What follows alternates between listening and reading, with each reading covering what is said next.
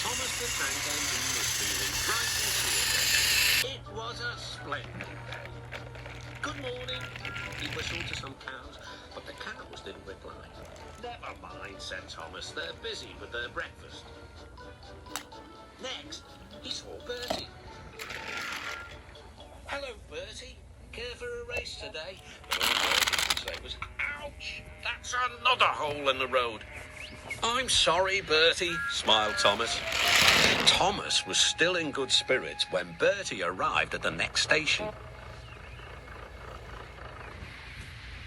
Bad luck, Bertie, said Thomas. Now, if you were a steam engine, you would run on a pair of reliable rails. Puh, replied Bertie. The railway was supposed to deliver tar to mend the road 2 weeks ago. You can't trust a thing that runs on rails.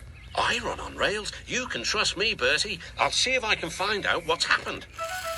Thomas left Bertie and made his way along the branch line towards the big station by the sea.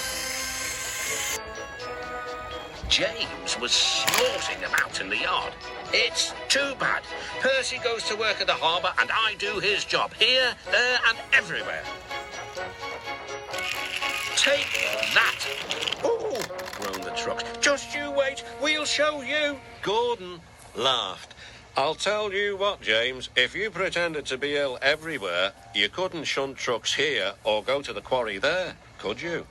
What a good idea, agreed James. Look, here comes Thomas. I'll start pretending now.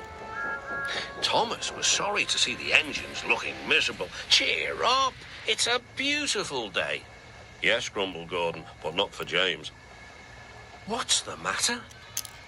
He's sick, replied Gordon. Yes, he is. I am, stuttered James. I don't feel well at all. Don't worry, said Thomas kindly. I'll help out if you're ill.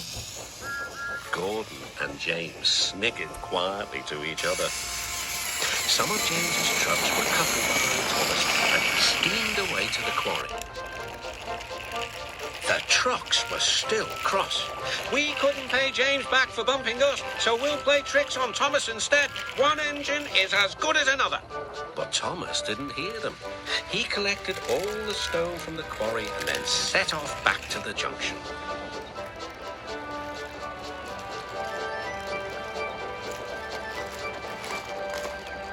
Danger lay ahead.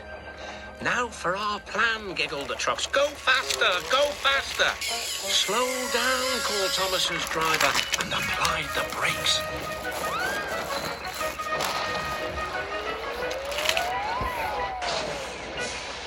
Poor Thomas stood dazed and surprised in a muddy pond as a toad eyed him suspiciously. Bust my buffers, muttered Thomas. The day started so well, too. Duck pulled away the trucks, and Edward helped Thomas back to the junction. Suddenly, Thomas remembered about the missing tar. He told Edward all about it. That's strange, said Edward. A truck full of tar has been left at my station. That must be it. Driver will make sure it gets to Bertie now. Later, James spoke to Thomas. I'm sorry about your accident, he muttered. And so is Gordon. We didn't mean to get you into trouble.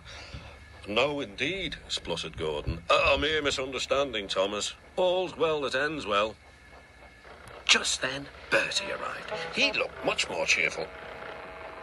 My road's being mended now. Oh, I am glad, replied Thomas. Thanks for all you did. Now I know I can trust an engine, especially if his name is Thomas.